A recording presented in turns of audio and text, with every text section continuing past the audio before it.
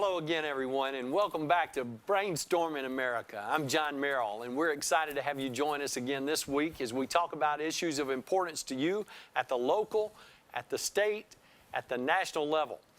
We've got a jam-packed show ready for you this week. This is my friend Ken Rollins. How you doing, buddy? How's everything, my brother? Good to see you again. Good to see you. Let's, this week, we talked about some very important things, and I got some other things I want to ask you. I want to use your expertise. You've just finished up your 2 terms as Secretary of State, but I bet you know something about the legislature. What do you know anything that they've got going this time that's important? Ken, look, I think Everything's it's important. important. Well, of course, everything's important, but it's important to remember this. No person's life, liberty, or property is safe whenever the Alabama legislature is in session. You need to make a note of that, and you always need to pay attention to what's going on in Montgomery, because usually it's not good. I remember when I was a member of the legislature, I spoke to Greg Pappas, who was the clerk of the House at the time, and we had spent an entire day debating a single bill that day. And at the end of the day, we passed that one piece of legislation. And I told Greg, I said, this was a wasted day. He said, this is just not a good day. And he said, this was an outstanding day. And I said, what do you mean? I said, we spent the whole day debating one bill, talking about one bill, and finally it passed. He said, an excellent day is a day when the legislature passes no bills. And I said, okay, I get the message. And that's where we are. We have to make sure that we're protecting our own interests, because members of the body in the House or the Senate are not going to make that their first priority for you. And it's important that you remember that. We've got to make sure that we're paying attention to what's going on there from the time that they come into session to the time they leave, sometime within those 30 meeting days and 105 calendar days. And then you have to hope that there are some people that are interested in doing what's right and what's best. And we have a number of outstanding people who are a member of the Alabama legislature.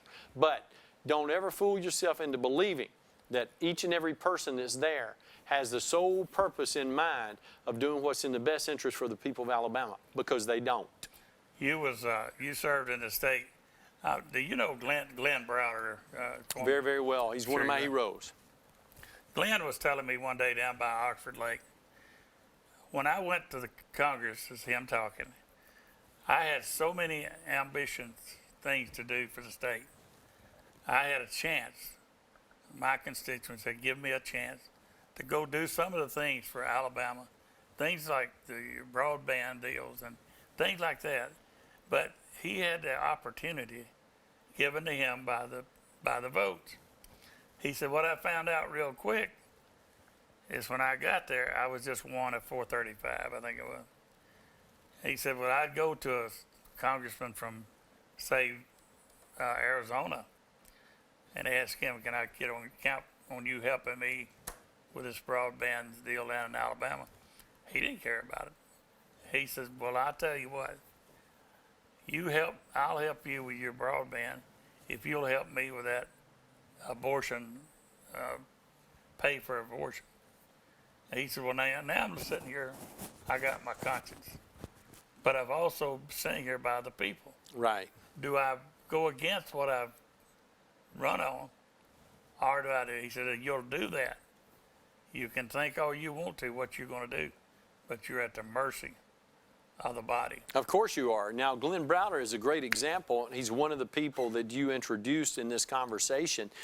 Nobody has ever been more successful at putting together coalitions of different groups to solve problems that were important to the people of Alabama when he represented Jacksonville and Calhoun County in the legislature, and when he represented the 3rd Congressional District in Washington from April 1989 until January the 3rd, 1997. He did a tremendous job, but he, more than anybody else, can tell you the political realities of what you're facing when you try to get things done. And that's the reason why you have to have priorities, and you have to be working within that priority set to make sure you're accomplishing the most important things to you. Well, in the veterans, the VA system, priority for care, if you go to the VA hospital, if you are ex-prisoner of war, if you're whatever, 100% disabled veteran, as I am, you get priority care. If you're just a veteran that has no wounds, but you want VA care, you get like number 7, you're like number 8. Well, they had a system when Glenn was in there, first one in, that put the ex-prisoners of war at number 8 for treatment. And I was there, and the chief of staff of the hospital, he said, so you think that everything's so fair? I said, this is what we're dealing with. He said, I got an ex-prisoner of war out here was discharged weighing 63 pounds from the Japanese. He has all kind of bone problems in his knees. And he went through the whole thing, and he says, he's down there, I can't treat him till I get down to the guy off of the street. So I came back, and I went to Glenn Browder, and I told him what was going on. He said, what I need to do? I said, we need to change that. Glenn Browder, by himself, offered HB 209, which moved all prisoners of war, ex-prisoner of war, from that to number 2. And they brought me a trophy and all this kind of thing. But I just saw this man, I told him about it, and he did something about it. No doubt about it. And he's proud of that. Because he should be. They, can you imagine an ex-prisoner of war? Look, and Glenn Browder was a Democrat, but Glenn Browder is a great American.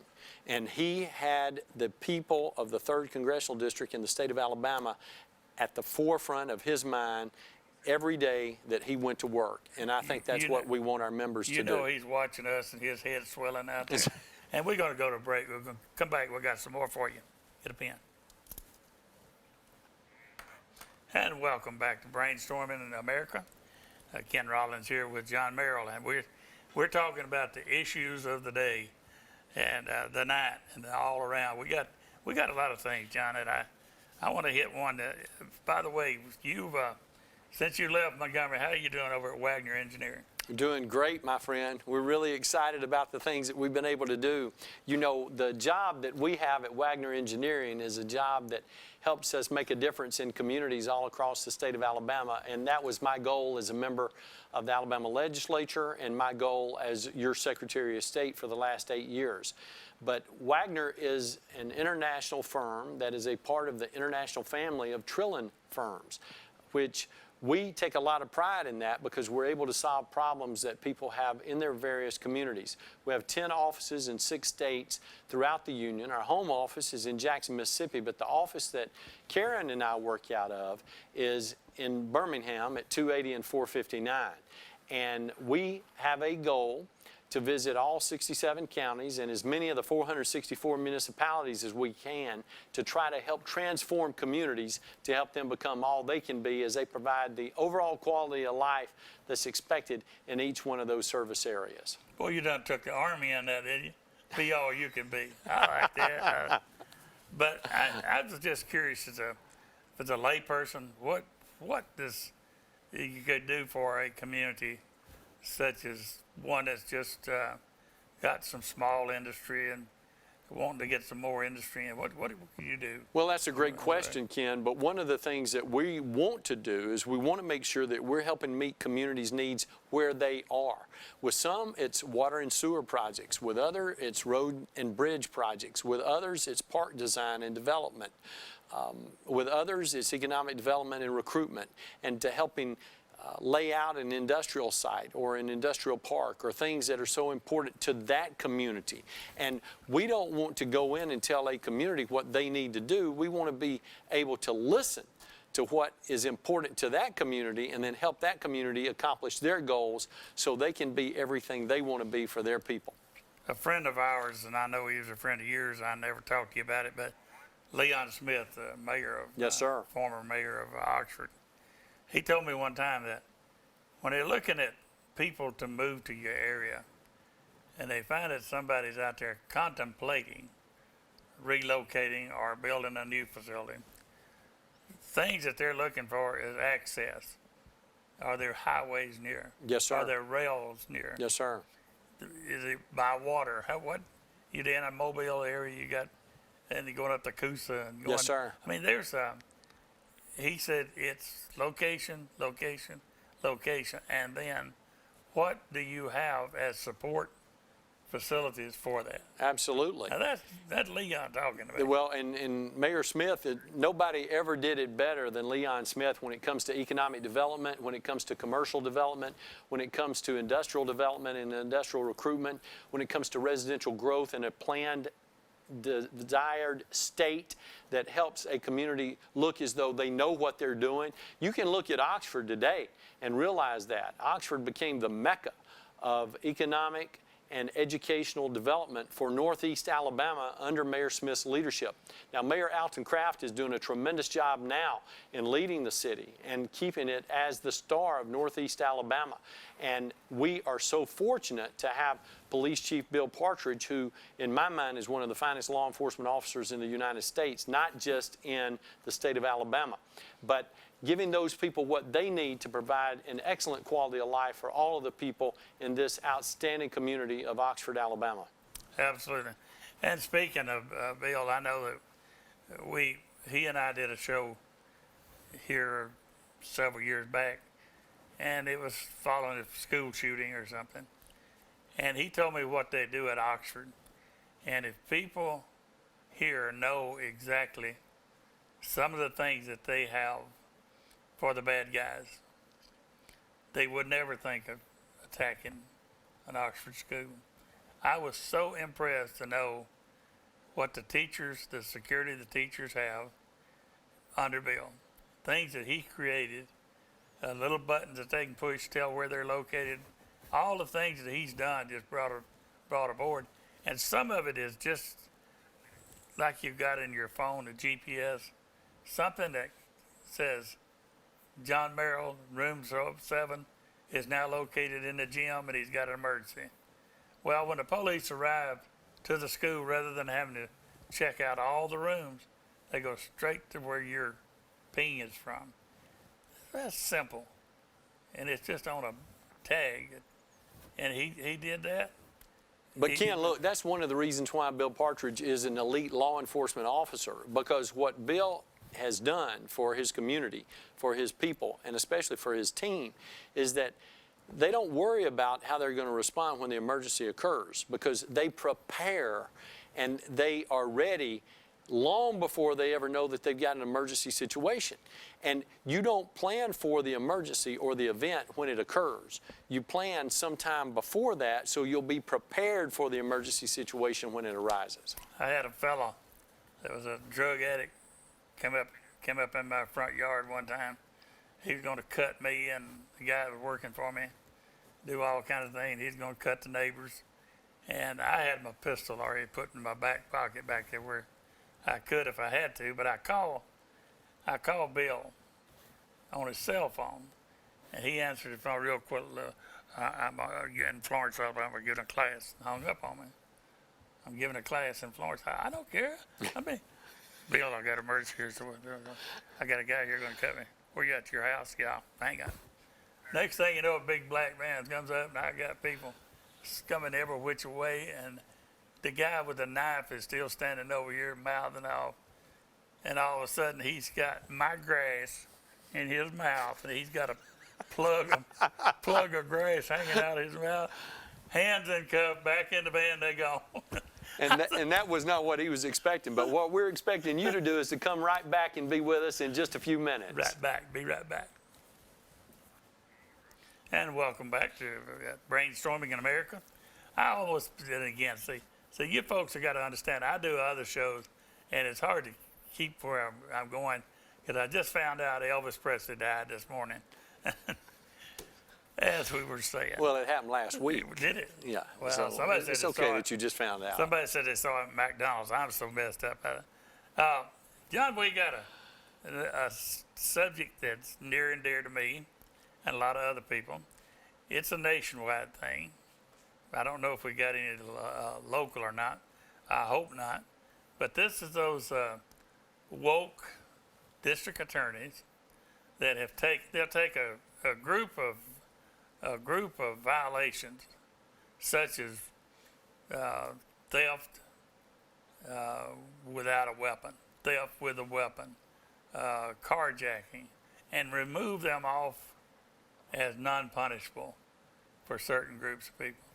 What do you thought about that? I never thought I'd live to see the day this happened. Sounds like selective law enforcement to me, is. and that's a problem for those communities, it's a problem for those states, and it's a problem for our nation as a whole. When people can't move freely from community to community, state to state, inside our nation and feel like they're going to be looking at the same kind of laws whenever they're in that particular environment, it creates a sense of chaos for all of us. And it puts us all in a very compromised position. And nobody wants to feel like they're not safe whenever they're traveling or wherever they're doing whatever they need to do. What we need is we need to make sure that we're electing quality law enforcement professionals to those law enforcement positions that are elected. And then we need to make sure we're electing quality legislators in those particular areas so those individuals are making the kind of laws at the local level as city councilors or county commissioners, also as legislators in the House and the Senate and their respective bodies, so that everybody is understanding what the expectation is whenever they're in a particular location. If we got somebody like Tommy Tuberville that can deal with it over on the Senate side, I'd say that you deal with the dollars. If you got a district attorney that is not enforcing the laws as written, endangering the public, then cut their fund. Don't even give them money, gas money for the car. I mean, that's one of the power of the purse. It's always been when you was in Congress, when you was in the House. It works when you say, well, we need some new cars. That always happened in Montgomery. You're not getting any cars till you straighten up over there, straighten up your house. And that's one way, in my opinion, of getting this, because this is, you watch people just going into jewelry stores, stealing, and they say, well, you do that between 8 and 10 o'clock, it's okay. You know, I mean, we don't want to enforce these things.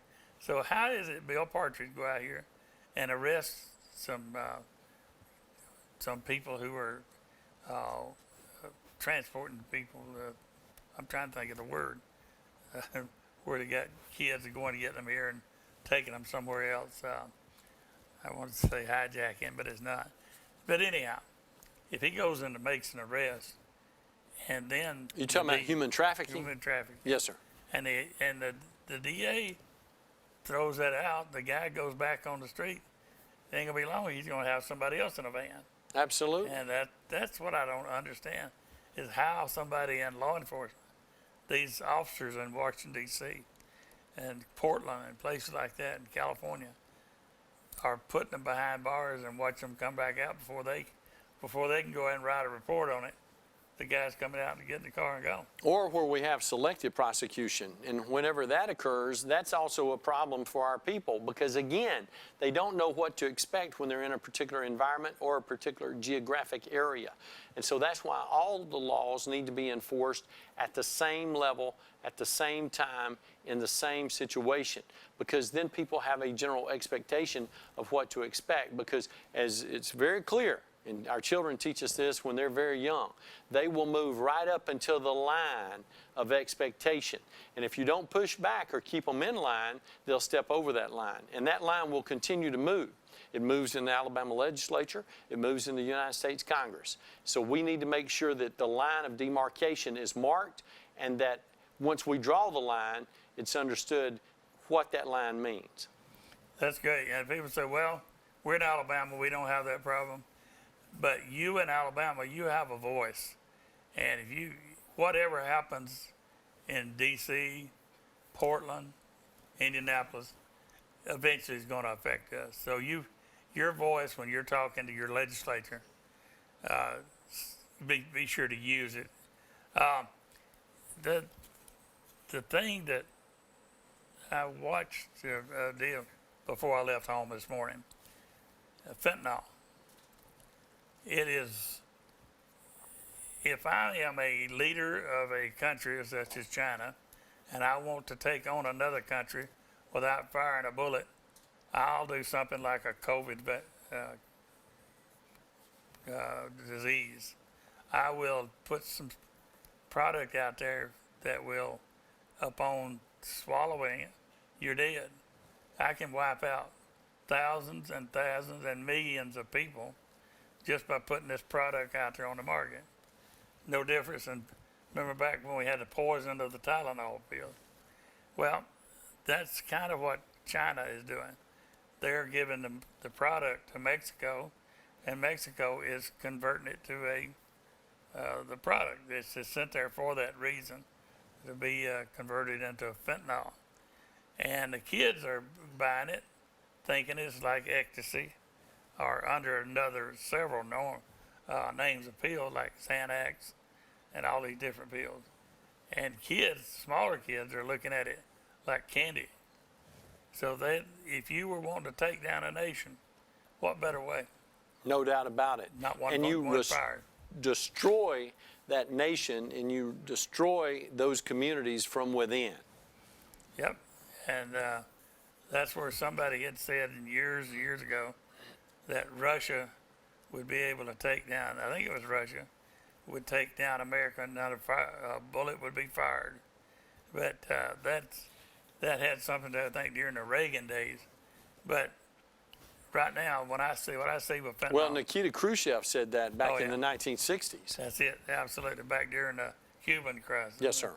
And that's exactly what we're seeing here, because of the 18 to 35-year-old, that's the number one killer.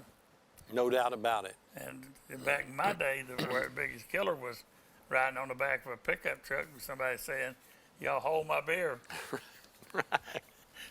Ken, it's been great to be with you again this week, and we look forward to you joining us again next week for another exciting edition of Brainstorming America.